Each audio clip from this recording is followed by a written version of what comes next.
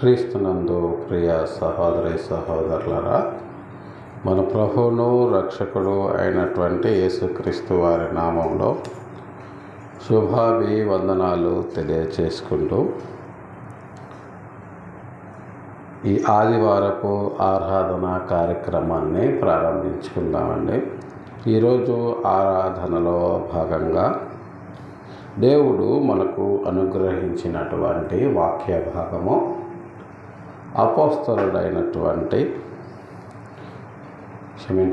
ప్రవక్త అయినటువంటి యెషయా గారు రాసినటువంటి గ్రంథము, యెషయా గ్రంథము 25వ అధ్యాయము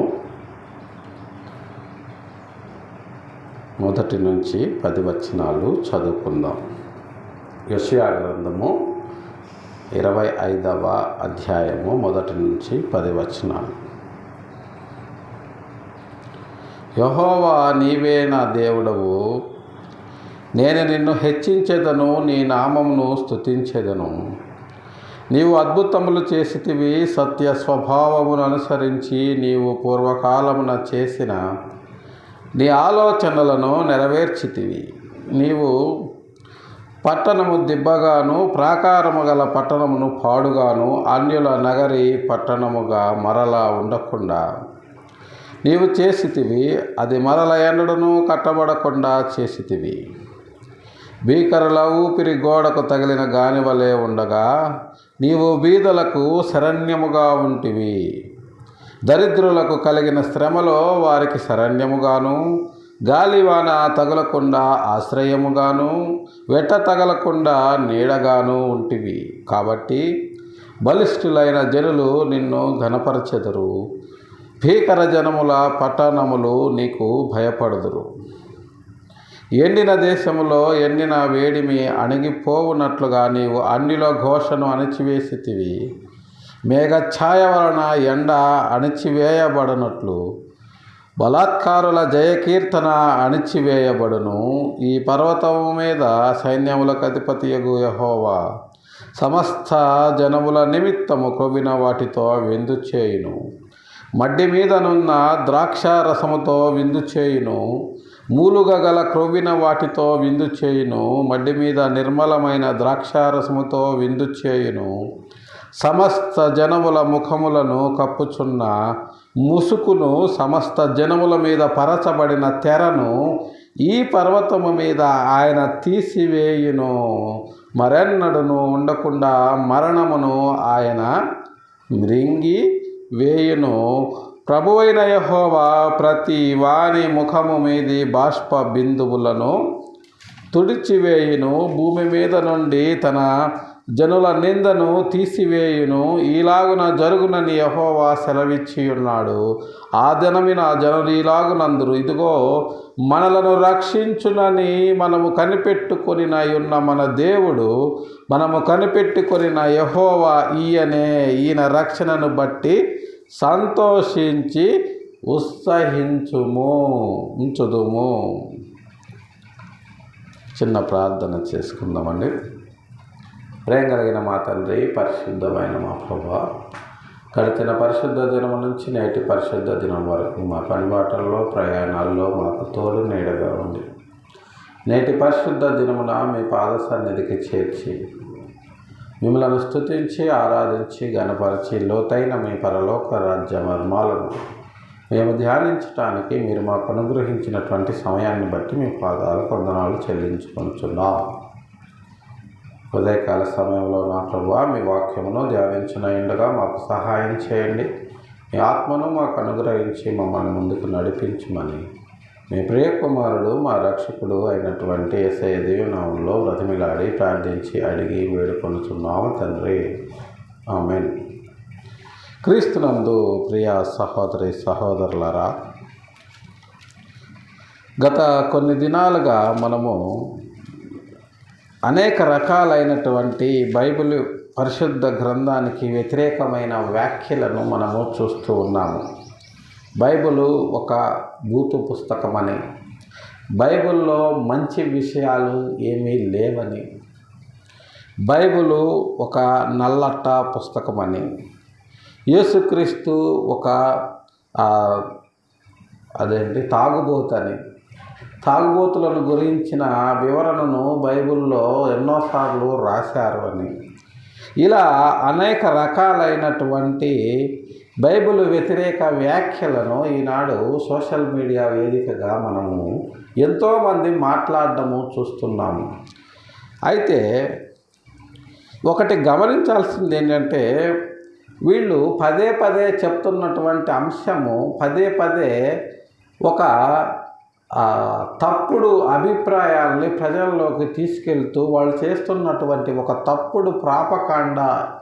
ముఖ్యంగా ఏంటి అంటే, బైబిల్లో మంచి విషయాలు లేవు అనేది ముఖ్యంగా వీళ్ళు విపరీతమైనటువంటి ఒక ఫేక్ ప్రాపకాండను ప్రజల్లోకి తీసుకెళుతూ అనేకమైనటువంటి క్రైస్తవ బిడ్డలను గలిబిలి చేస్తూ క్రైస్తవ్యానికి ఏదో నష్టం చేయాలి అనేటటువంటి తప్పుడు ఆలోచనతోటి వీరు ఇలాంటి కార్యక్రమాలు చేయడము మనము చూస్తూ ఉన్నాము. అయితే ఏది ఏమైనప్పటికీ వీటి ద్వారా కూడా పరిశుద్ధ వాక్యములు ప్రజల మధ్యలో వినిపింపబడడం అనేది అది దేవుని యొక్క ప్రణాళిక అని మనకు అర్థమవుతుంది. ఈనాడు క్రైస్తవుల కంటే ఎక్కువగా క్రీస్తును విమర్శించే వాళ్ళే బైబిల్ని, పరిశుద్ధ గ్రంథాన్ని పఠిస్తున్నటువంటి సందర్భాలను ఈనాడు మనము చూస్తూ ఉన్నాం ప్రియులారా. కాబట్టి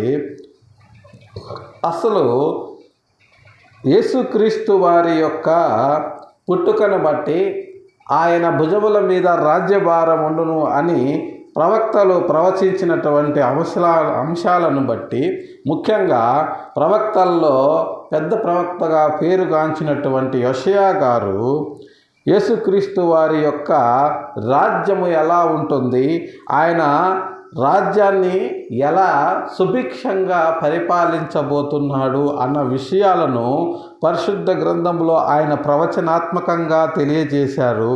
ఆ తరువాత అసలు దేవుని యొక్క పరిపాలనా విధానము ఎలా ఉంటుంది అన్న విషయాలను మనం ఒకసారి చరిత్రలోకి వెళ్ళి పరిశీలించినట్లయితే, సాధారణంగా ఈ భూమి మీద అతి పురాతన ప్రాచీన నాగరికతగా ఈజిప్టు నాగరికతను, ఆ తర్వాత మెడో పర్షియన్ గ్రీక్ నాగరికతలను, తర్వాత రోమన్ నాగరికతలను గురించి మనము వింటూ ఉంటాము. అయితే ఆయా సామ్రాజ్యాల పరిపాలనా విధానాలను మనము గమనించినట్లయితే, ముఖ్యంగా ఏషియా మైనర్లో జపాన్ లాంటి దేశాల్లో అయితే సామ్రాజ్యాలు, రాజులు, చక్రవర్తులు పరిపాలించేటప్పుడు వాళ్ళు వృద్ధులైన వారిని ఎంత దారుణంగా వాళ్ళు చూస్తారు అన్న విషయాలు చరిత్రలో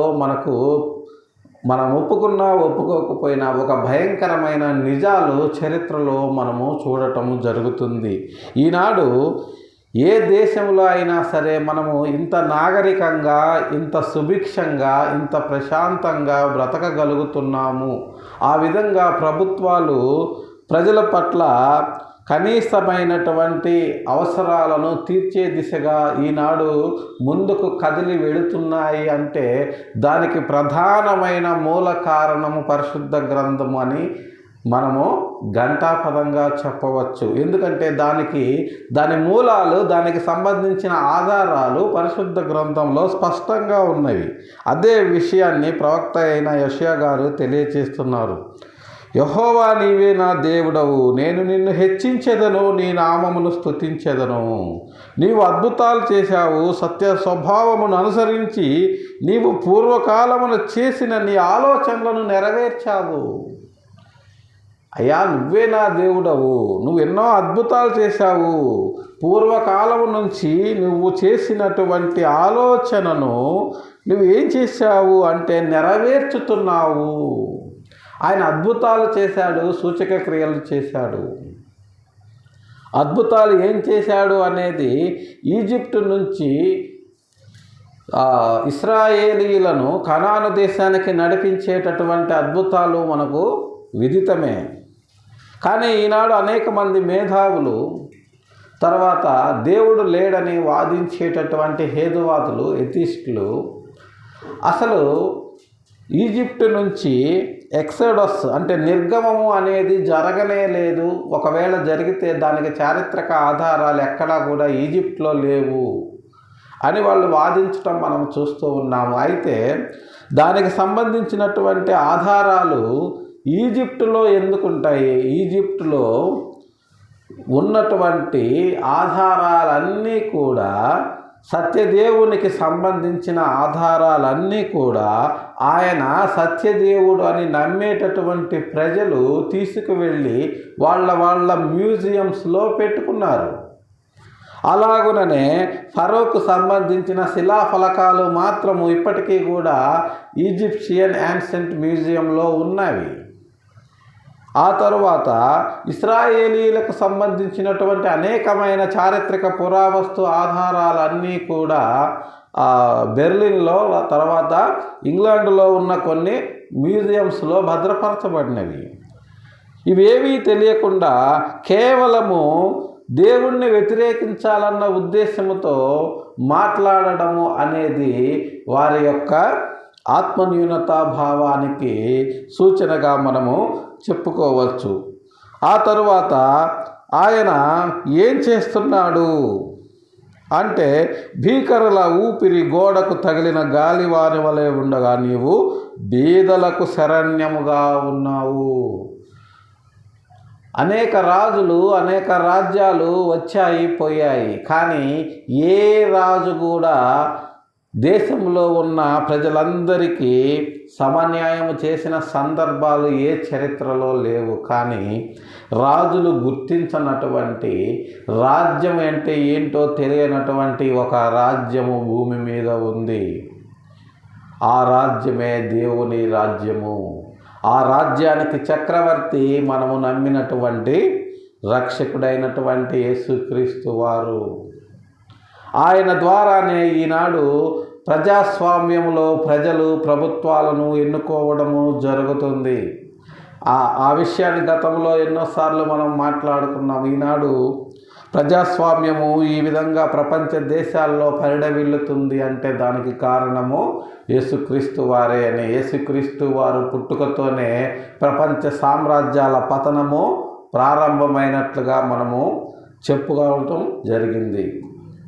ఆ తర్వాత రాజులు పోయారు, రాజ్యాలు పోయాయి, ప్రజాస్వామ్యం వచ్చింది. అయినప్పటికీ ప్రజాస్వామికంగా ఎన్నికైనటువంటి నాయకులు ఈనాడు రాజుల వలె విలాసాలను అనుభవిస్తున్నారు. కానీ ప్రజలకు సమన్యాయము చేసే దిశలో అడుగులు వేస్తున్నారు. అది కూడా పూర్తిగా సాధించట్లేదు అని చెప్పుకోవచ్చు. అయినప్పటికీ ఇప్పటికీ ఉన్నటువంటి ప్రజా యొక్క అనేక రకాలైనటువంటి సంక్షేమ పథకాలు ఏవైతే ఉన్నాయో అవన్నీ కూడా పరిశుద్ధ గ్రంథము నుంచే వీళ్ళు అమలు చేయటం మొదలుపెట్టారు.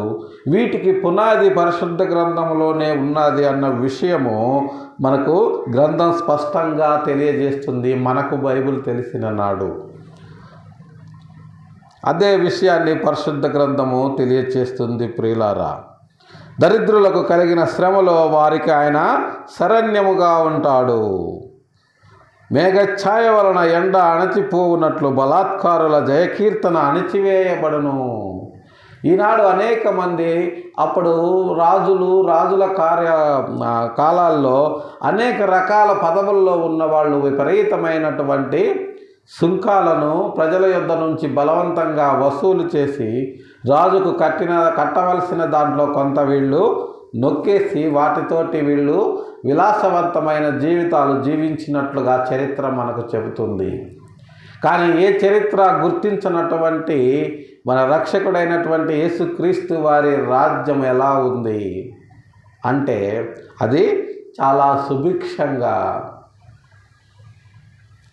తృణీకరింపబడిన వారిని సైతము ఎక్కడ ఉన్నారో వెతికి పట్టుకొని వారికి కనీస అవసరాలైనటువంటి తిండి, బట్ట, గూడును ఏర్పరిచేటటువంటి కార్యక్రమాలు యేసుక్రీస్తు వారి తరువాతనే మొదలైనాయని చెప్పడము ఏమాత్రము అతిశయోక్తి కాదు.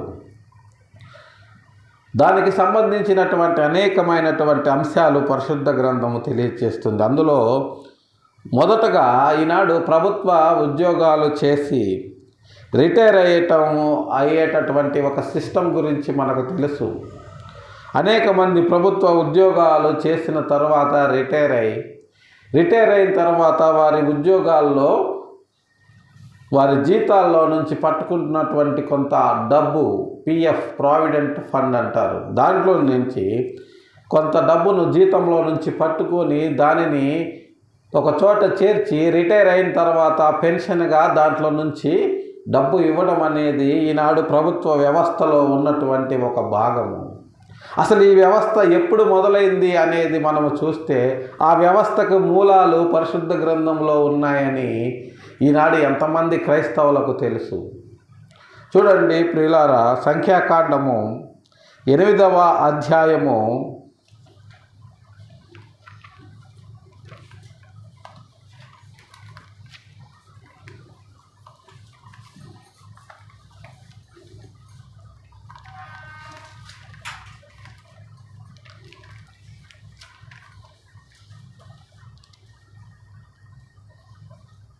25వ వచనాన్ని మనం గమనించినట్లయితే, అయితే 70 ఏండ్ల వయస్సు పొందిన పిమ్మట వారు ఆ పని మాని ఊరకుండవలెను.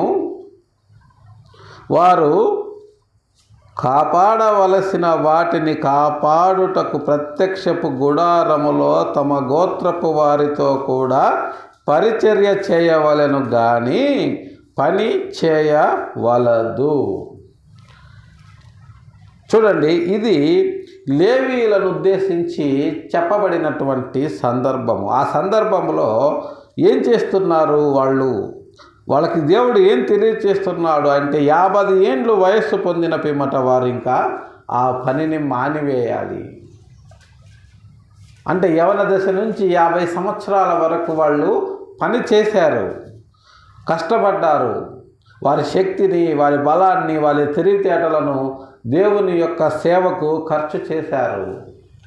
ఇక వారికి రిటైర్మెంట్ ఇవ్వాలి.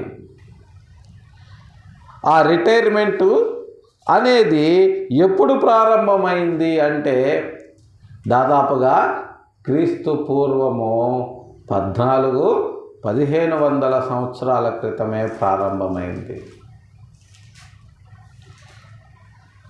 కానీ ఈనాడు ఈ సందర్భాలు తెలియనటువంటి అనేక మంది బైబిల్లో మంచి విషయాలు లేవు అని మాట్లాడడం అనేది వారి యొక్క అజ్ఞానానికి నిదర్శనంగా మనము చూస్తూ ఉన్నాం ప్రియులారా. 50 సంవత్సరాలు దాటిన వాళ్ళు, వయసు పైబడిపోయిన వాళ్ళు ఇక వాళ్ళ చేత కష్టము చేయించకూడదు అని చెప్పి గౌరవంగా వారి యొక్క పని నుంచి విశ్రమింపజేసి వారికి గౌరవ వేతనము ఇవ్వడం అనేది ఆనాడే పరిశుద్ధ గ్రంథము ప్రారంభించినట్లుగా మనకు అర్థమవుతుంది ప్రియులారా. అయితే మన దేవుని రాజ్యములో కాకుండా అన్యులుగా జీవించినటువంటి అనేక మంది రాజ్యాలు వాళ్ళు 50 సంవత్సరాలు పైబడిన వారి విషయంలో ఏం చేశారు అనేది మనం గమనించినట్లయితే చరిత్రలో జపాన్లో అయితే 50 సంవత్సరాలు పైబడిన వారిని ఆనాటి కాలంలో ఒక ఎత్తైన కొండ మీదకు తీసుకొని వెళ్ళి, మీ వలన కుటుంబంలో ఖర్చు పెరిగిపోతుంది, కానీ మీ నుంచి కుటుంబానికి ఏ రకమైనటువంటి కాంట్రిబ్యూషన్ లేదు, కాబట్టి మిమ్మలను వదిలించుకుంటే మీ వల్ల మిగిలినటువంటి ఆహారము పిల్లలు తిని భావితరాలకు ఉపయోగపడతారు అని వారిని ఎత్తైన కొండ మీద నుంచి క్రిందికి నెట్టివేసినటువంటి సందర్భాలు చరిత్రలో ఉన్నాయి ప్రియులారా. అలాగుననే ప్రాచీన ఈజిప్టు నాగరికతల్లో అయితే వయసు భయపడిన ముసలి వాళ్లను పొలాల యొద్ద కాపలా పెట్టడానికి వినియోగించేవాళ్ళు. ఆ బాగా పండినటువంటి పొలము, మీరు ఎట్లాగూ ముసలివారు అయిపోయారు, మీ ఆరోగ్యం పాడైపోయినా పెద్దగా నష్టమేం లేదని చెప్పి రాత్రిళ్ళు నిద్ర లేకుండా పొలాల యొద్ద కాపలా ఉంచేవాళ్ళు. ఏ క్రూర జంతువులు, నక్కలు, ఎలుగుబంట్లు వచ్చి పొలాన్ని పాడు చేయకుండా. ఒకవేళ వాళ్ళు అలా కాపలా కాసిన నిద్ర లేక, సరి అయిన ఆహారం లేక వాళ్ళు కృషించి నశించి చనిపోయేవారు. అలా కాకుండా మరికొంతమంది అయితే ఆ క్రూర మృగాల దాడిలో చనిపోయేవాళ్ళు. ఈజిప్ట్ నాగరికతలో వయసు పైబడిన వాళ్ళ పట్ల ఇలాంటి భయంకరమైనటువంటి ఆచారం ఉండేది. అలాగుననే మొన్నటి వరకు హిట్లర్ ఆధ్వర్యంలో ఉన్నటువంటి అనేక మంది యూదులు 1940 వరకు అనేక మంది యూదుల చేత భయంకరమైన వెట్టి చాకరీ చేయించినటువంటి హిట్లర్ సైన్యము కూడా ఇక పని చేయలేక వయసు ఉడిగిపోయిన ముసలి వాళ్లను గౌరవంగా తీసుకొని వెళ్ళి మోకాళ్ళ మీద కూర్చోబెట్టి వెనకాల తల మీద పిస్టల్ పెట్టి కాల్చేసి చంపేసేవాళ్ళు. ఇలాంటి ఎన్నో భయంకరమైనటువంటి ఘోరాలు వయసు పైబడిన వారి పట్ల చరిత్రలో మనము చూస్తూ ఉన్నాము. కానీ పరిశుద్ధ గ్రంథం ఏం చేసింది? వయసు పైబడిన వారిని గౌరవంగా వారి యొక్క పని నుంచి నిష్క్రమింపచేసి వారికి కొంత గౌరవ వేతనం ఏర్పాటు చేసింది. ప్రియులారా, ఈనాడు ప్రపంచ దేశాల వ్యవస్థకి అది మూలమైపోయింది. ఇంకొక విషయాన్ని గమనించినట్లయితే ఈనాడు వృద్ధాప్య పెన్షన్లు ప్రభుత్వాలు ఇస్తూ ఉన్నాయి వృద్ధులకు. అసలు ఇది ఎక్కడి నుంచి మొదలైంది? దీనికి కూడా మూలము పరిశుద్ధ గ్రంథమే అని మనం స్పష్టంగా చెప్పవచ్చు. ఇది ఎక్కడి నుంచి మొదలైంది అనేది, దీనికి మూలం ఎక్కడుంది అనేది మనము గమనించినట్లయితే చూడండి, సామెతలు సొలొమోను గారు రాసినటువంటి సామెతల గ్రంథము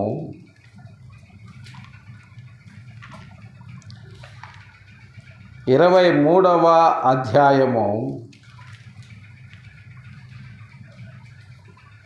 22వ వచనాన్ని మనము గమనించినట్లయితే, నిన్ను కనిన నీ తండ్రి ఉపదేశము అంగీకరించుము, నీ తల్లి ముదిమియందు ఆమెను నిర్లక్ష్యము చేయకుము. మొన్న ఎవరో ఒక క్రీస్తు యొక్క వ్యతిరేకి ఒక డిబేట్ ఛానల్లో, యూట్యూబ్ ఛానల్లో మాట్లాడుతూ తల్లిదండ్రులను గౌరవించమని పరిశుద్ధ గ్రంథం ఎక్కడ చెప్పిందండి అని మాట్లాడుతున్నారు. యేసుక్రీస్తు వారు తల్లిదండ్రులను గౌరవించమని చెప్పాడా అని మాట్లాడుతున్నారు. చూడండి ఇక్కడ ఎంత స్పష్టంగా ఉందో. నిన్ను కనిన నీ తండ్రి ఉపదేశమును అంగీకరించుము, నీ తల్లి ముదిమియందు ఆమెను నిర్లక్ష్యము చేయకుము. తల్లిదండ్రులను గౌరవించే విషయాన్ని పక్కన పెడితే ముదిమి వచ్చిన తరువాత కూడా వాళ్ళని నిర్లక్ష్యము చేయకుండా అవసరమైతే వారిని భుజాల మీద మోసుకొని వారిని కాపాడి సంరక్షించమని పరిశుద్ధ గ్రంథము ఎంత స్పష్టంగా చెప్తుందో చూడండి ప్రియులారా.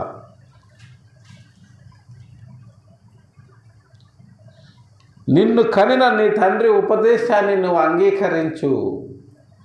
ఆయన నిన్ను కన్న నీ తండ్రి అంటే నీకంటే వయసులో, అనుభవంలో, అన్నింటిలో కూడా నీకంటే ఆయనకు ఎక్కువ అనుభవం ఉంది. కాబట్టి ఆయన మాటను త్రోసివేయవకు.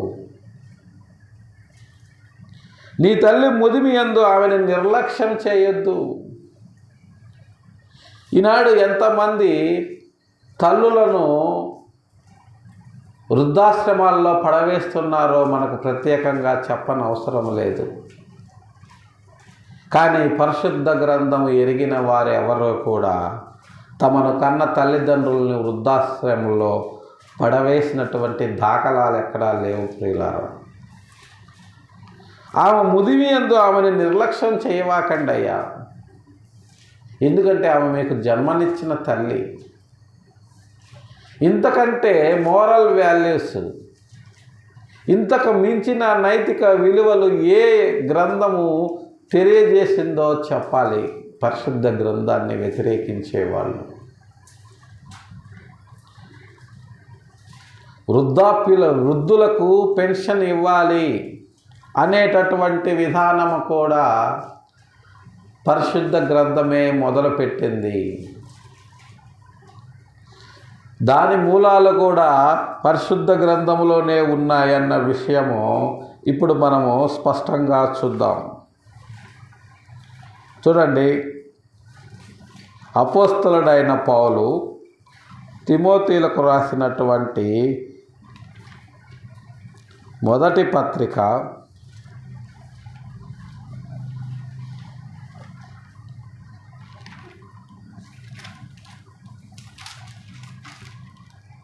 5వ అధ్యాయము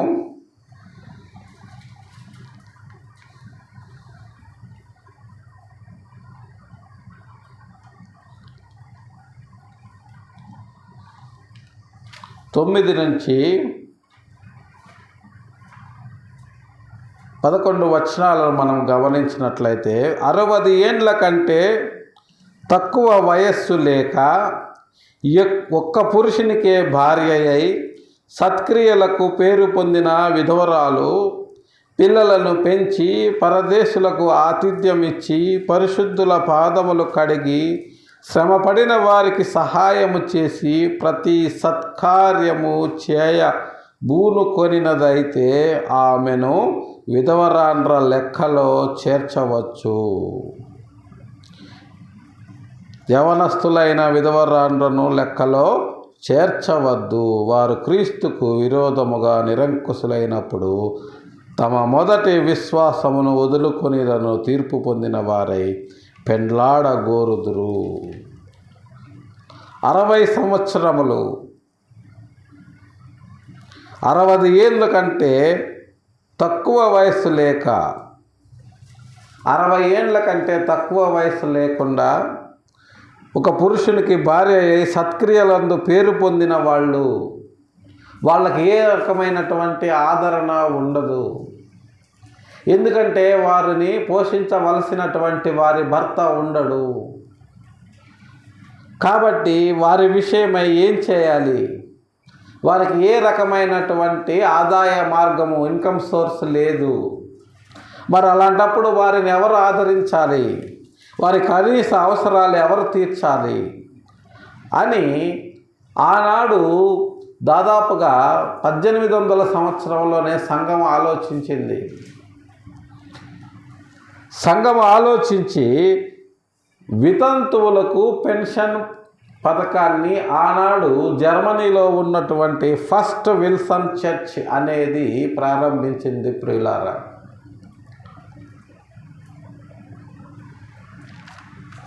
వితంతువులకు పెన్షన్ అనేది ఫస్ట్ విల్సన్ చర్చ్ అనేది 1872లో ప్రారంభించటం జరిగింది. అప్పుడు నుంచి వితంతువులకు పెన్షన్ అనేది మొదలైంది. 60 ఏండ్ల కంటే తక్కువ వయసు లేక అంటే వృద్ధాప్య పెన్షను, ఆ తర్వాత వితంతువులకు కూడా పెన్షన్ ఇవ్వడం అనేది ప్రారంభించటము జరిగింది. ఈనాడు ప్రభుత్వాలు అమలు చేస్తున్నటువంటి అనేక సంక్షేమ పథకాలన్నింటికీ కూడా మూలము పరిశుద్ధ గ్రంథం అని స్పష్టంగా మనకు తెలియచేస్తుంది. ప్రియులారా, మన ఆంధ్రప్రదేశ్లో అసలు వృద్ధాప్య పెన్షన్ అనేది ఎప్పుడు ప్రారంభమైంది అంటే దాదాపుగా 1993-94 మధ్య కాలంలో అనుకుంటా. స్వర్గీయ ఎన్టీ రామారావు గారు మొట్టమొదటిసారి మన ఆంధ్రప్రదేశ్లో వృద్ధాప్య పెన్షన్లు మొదలుపెట్టినట్టుగా మనకు చరిత్ర చెబుతుంది.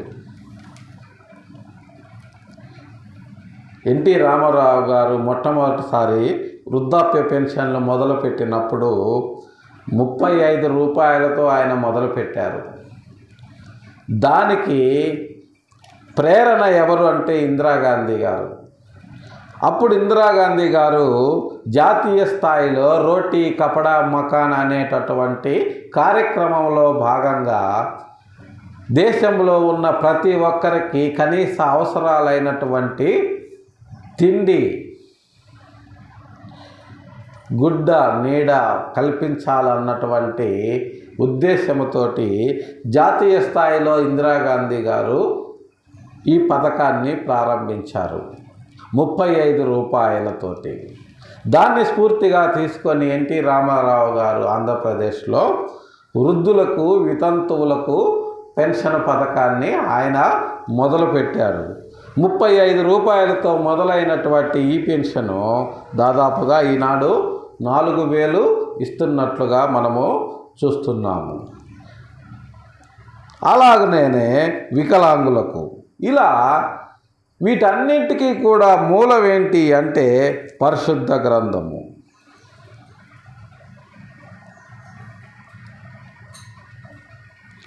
బాగుగా పాలన చేయు 17వ వచనం చూడండి, తిమోతికి రాసిన పత్రిక 5:17. బాగుగా పాలన చేయు పెద్దలను, విశేషముగా వాక్యమందు ఉపదేశమందు ప్రయాసపడు వారిని రెట్టింపు సన్మానమునకు పాత్రులుగా ఎంచవలెను.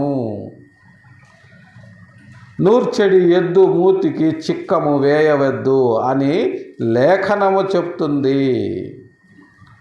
ఈనాడు అనేక మంది తమ అనుభవాలను రంగరించి దేవుని కొరకు ప్రయాసపడే వారిని ఈనాడు క్రైస్తవ సమాజము పక్కకు నెట్టివేయడము మనము చూస్తున్నాము.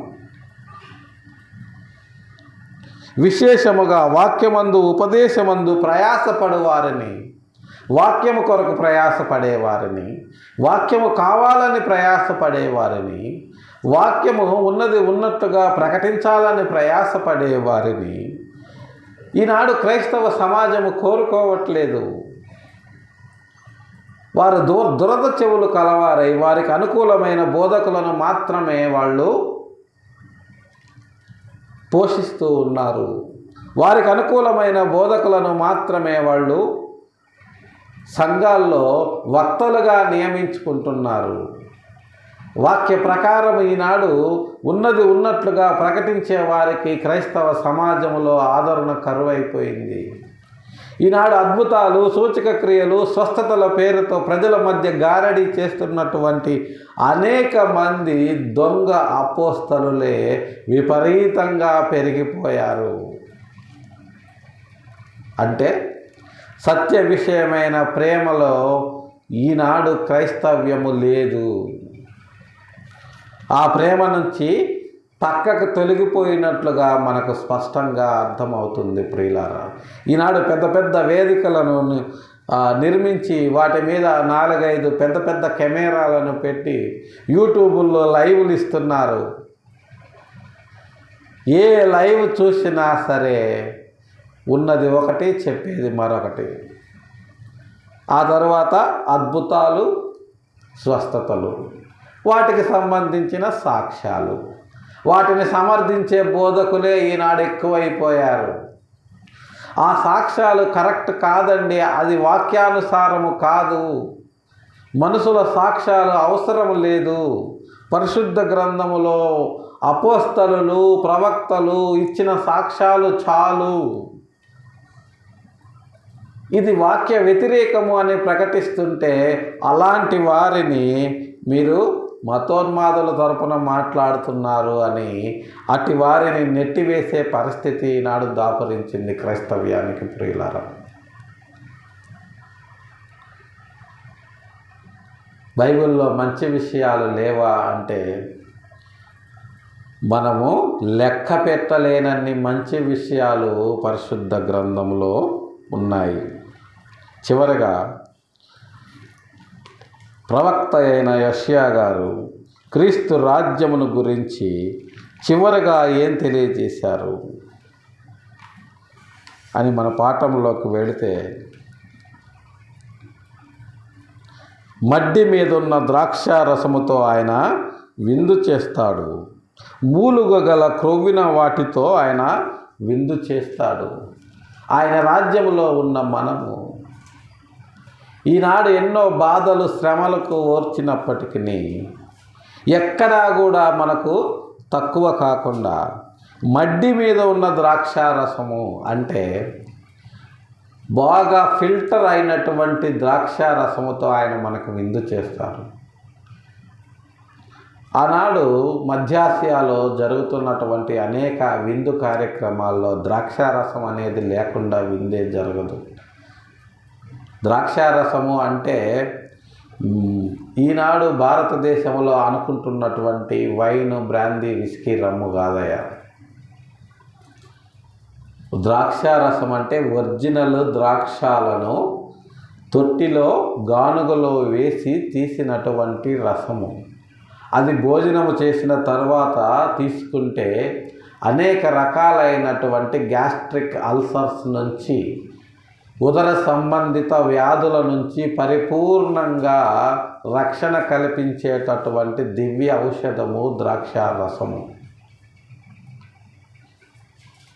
అది తెలియక ఈనాడు పరిశుద్ధ గ్రంథాన్ని వ్యతిరేకించేటటువంటి అనేక మంది ద్రాక్షారసం అంటే వైనే కదండి, అది బ్రాందీ కదండి, విస్కీ కదండి అని మాట్లాడుతున్నారు. ద్రాక్షారసం అంటే వైన్, బ్రాందీ, విస్కీ కాదండి. ఒరిజినల్ ద్రాక్షాల నుంచి తీసినటువంటి ద్రాక్షారసము. మడ్డి మీద ఉన్న ద్రాక్షారసము అంటే అప్పుడే తీసినటువంటి స్వచ్ఛమైన ఫ్రెష్ అయినటువంటి ద్రాక్షారసాన్నితో ఆయన విందు చేయబోతున్నాడు. మూలుగ గల క్రొవ్విన వాటితో అంటే రుచికరంగా ఉండేటటువంటి పదార్థములతో ఆయన మనకెప్పుడూ కూడా విందు చేస్తాడు. ఆయన నమ్మిన కారణంగా ఈనాడు మనం అనేక కష్టాలు, బాధలు, వ్యధల్లో ఉన్నప్పటికీ ఏ రోజు కూడా దేనికి తక్కువ కాకుండా ఆయన దూతలు మనకు పరిచర్య చేస్తారు. మనకు కావలసిన మన కనీస అవసరాలు తీరుస్తాడు. ఆ రకమైన ఏర్పాట్లు ఆయన ముందే చేశాడు అని ప్రవక్త చెప్తున్నారు. నువ్వు అద్భుతాలు చేశావు, సత్య స్వభావమును అనుసరించి పూర్వకాలమున చేసిన నీ ఆలోచనలన్నింటినీ నువ్వు నెరవేరుస్తున్నావు. ఎలాగంటే ఈ విధంగా సమస్త జనముల ముఖములను కప్పుచున్న ముసుగును, సమస్త జనముల మీద పరచబడిన తెరను ఈ పర్వతము మీద ఆయన తీసివేస్తాడు. ఏ సమస్త జనమ మీద ఏ రకమైన ముసుగు ఉందో, ఏది దేవుడు అనుకుంటాడో, ఏది పూజించబడుతుందో ఆ ముసుగును ఆయన తీసివేస్తాడు ఒకరోజు. మరెన్నడూ ఉండకుండా మరణమును ఆయన మృంగివేశను.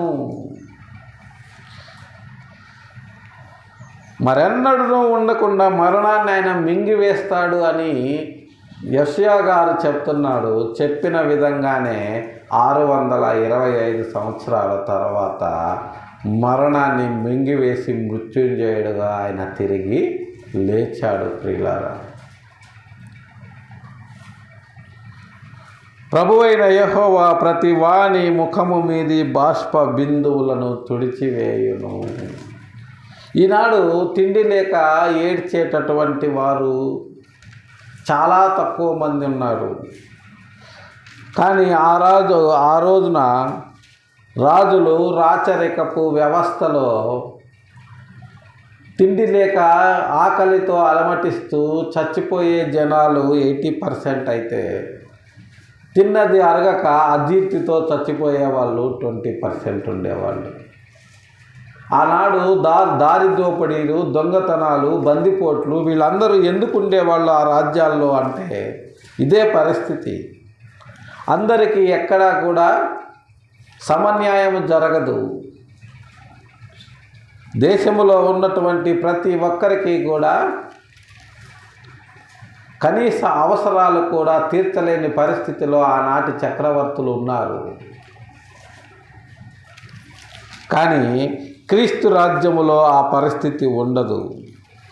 ఆయన ప్రతి వాని ముఖము మీది బాష్ప బిందువును తుడిచివేస్తాడు. భూమి మీద నుండి తన జనుల నిందను తీసివేయును. ఈలాగున జరుగునని యెహోవా సెలవిచ్చుచున్నాడు. ఆ దినమున జనులు ఇలాగు అందురు, ఇదిగో మనలను రక్షించునని మనము కనిపెట్టుకొని ఉన్న మన దేవుడు, మనము కనిపెట్టుకొనిన యెహోవా ఈయనే. ఒకరోజు వస్తుంది, అప్పుడు అందరూ ఆయన్ని ఒప్పుకుంటారు. భూమి మీద నుండి తన జనుల నిందను ఆయన తీసివేస్తాడు. ఈనాడు ఆయన్ని ప్రకటిస్తున్నటువంటి మనల్ని అనేక రకాల నిందలు వేస్తున్నారు, అనేక రకాలుగా హింసిస్తున్నారు, అనేక రకాలుగా దుర్భాషలాడుతున్నారు. వీటన్నింటినీ భరించినటువంటి మనల్ని ఒక రోజున మనము ఆయన్ని గూర్చి ఏమనుకుంటామంటే, ఆ దినమున ఇదిగో మనలను రక్షించునని మనము కనిపెట్టుకున్న మన దేవుడు ఈయనే. ఈయన అందరికీ అప్పుడు న్యాయము తీరుస్తాడు. కాబట్టి యెహోవా హస్తము ఈ పర్వతము మీద నిలుచును, పెంట కుప్పలో వరిగడ్డి త్రొక్కబడునట్లు మోయాబీలు తమ చోటనే త్రొక్కబడుదురు. యెహోవా ఈ పర్వతం మీద నిలుచుంటాడు. పర్వతము అనేది అలంకారప్రాయంగా వాడబడినటువంటి పదము. ఇక్కడ పర్వతము అంటే లోకము. ఈ లోకములో క్రీస్తును వ్యతిరేకించే వారిని, క్రీస్తును దూషించే వారిని, ఆయన పిల్లలను హింసించే వారిని ఒకరోజు ఆయన తొక్కివేసే రోజు వస్తుంది. ఆ రోజున ఆయన జనుల మీద పడిన నిందను తుడిచివేసి ఆ రాజ్యాన్ని తండ్రికి అప్పగించేటటువంటి ఒక రోజు వస్తుంది. ఆ రోజును గురించి మిగుల ఆశతో అపేక్షిస్తూ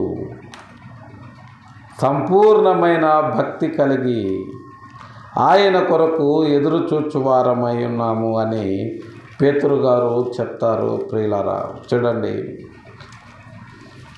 పేతురు గారు రాసినటువంటి 2వ పత్రిక 3వ అధ్యాయము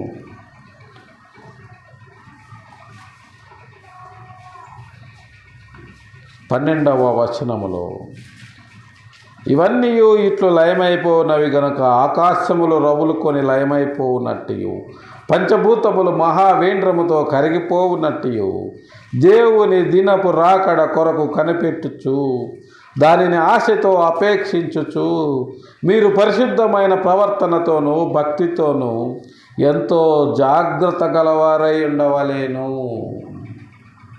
అప్పటి వరకు మనము ఎన్ని బాధలు వచ్చినా, ఎన్ని దుర్భాషలు వచ్చినా, ఎన్ని నిందలు వచ్చినా సరే మనము పరిశుద్ధమైన ప్రవర్తనతో భక్తితో జాగ్రత్త గలవారమై ప్రభువు దినపు రాకడను అపేక్షించుచు ఆయన పనిలో ముందుకు సాగి వెళ్ళాలని, ఆ రకమైనటువంటి ధైర్యాన్ని, మానసిక స్థిరత్వాన్ని మన ప్రభువు రక్షకుడు మనకు అనుగ్రహించి ముందుకు నడిపించునుగాక అని ప్రేమపూర్వకంగా తెలియజేస్తూ ఈ కొద్ది మాటలు దేవుడు మన వెనుకడిలో దీవించినట్లు ప్రార్థన చేసుకుందాం. ప్రేమ కలిగిన మా తండ్రి, పరిశుద్ధమైన మా ప్రభువా, గడిచిన పరిశుద్ధ దినం నుంచి నేటి పరిశుద్ధ దినం వరకు మా పరిపాటల్లో, మా ప్రయాణాల్లో మాకు తోడు నీడగా ఉండి నేటి పరిశుద్ధ దినమున మీ పాద సన్నిధికి చిన్న మందగా చేర్చి మిమ్మల్ని స్తుతించి ఆరాధించి గణపరచి మీ యొక్క నిగూఢమైనటువంటి పరలోక రాజ్య మర్మాలను ప్రజలందరి కొరకు నా ప్రభువా మీరు రచించినటువంటి అనేకమైనటువంటి ప్రణాళికలను, మీ ఆలోచనలను, మీ ప్రజల పట్ల మీరు తీసుకున్నటువంటి అనేకమైనటువంటి జాగ్రత్తలను ఒక్క ఆత్మ కూడా నశించిపోకుండా మీ కొరకు నా తండ్రి చివరి వరకు నా ప్రభువా మీ కొరకు అనేక మందిని మీ రాజ్యములోకి తరలించినట్లుగా మేము చేస్తున్నటువంటి ఈ ప్రయత్నాన్ని సఫలము చేయండి నా ప్రభువా.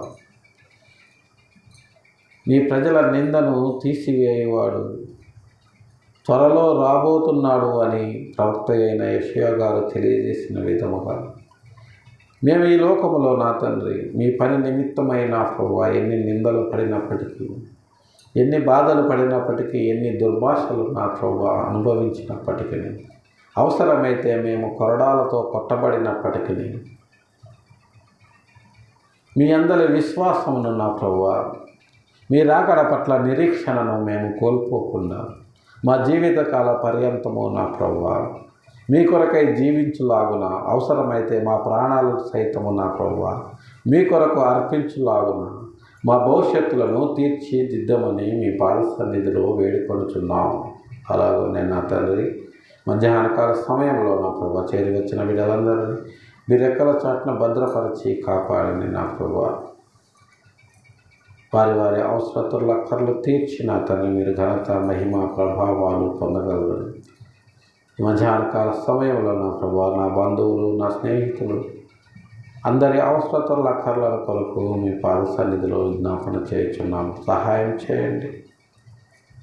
ఇదిగో నా ప్రభువా అక్కయ్య నా తండ్రి బాగలేదని నా ప్రభువా అనారోగ్యంతో ఉందని నా తండ్రి విని ఉన్నాము. ఆమెను ముట్టండి మీ చిత్తమైతే మీ గాయపడ్డ హస్తముతో ఆమెను సంపూర్ణ ఆరోగ్యవంతురాలుగా చేసిన తండ్రి తిరిగి మీ పరిచర్యకు నా ప్రభువా తీసుకురమ్మని మీ పాద సన్నిధిలో వేడుకొంచున్నాము. అలాగున్నాయి నా తండ్రి మధ్యాహ్నకాల సమయంలో నా ప్రభువా దిక్కులేని వారి కొరకు, దీనాదరిద్రుల కొరకు, విధవరాల కొరకు మీ పాద సన్నిధిలో విజ్ఞాపన చేయుచున్నాం. సహాయం చేయండి. మీ చిత్తమైతే నా ప్రభువా వారి వారి అవసరతుల కర్లన్నింటినీ తీర్చి మీరు ఘనత, మహిమ, ప్రభావాలు పొందగలరని అలాగే నా తండ్రి ఈ మధ్యాహ్నకాల సమయంలో నా ప్రభువా వ్యాధి బాధలతో బాధపడుతూ స్వస్థత కొరకు మీకు మొరపెట్టుచున్న వారి విషయమై మీ పాద సన్నిధిలో విజ్ఞాపన చేయుచున్నాం. సహాయం చేయండి.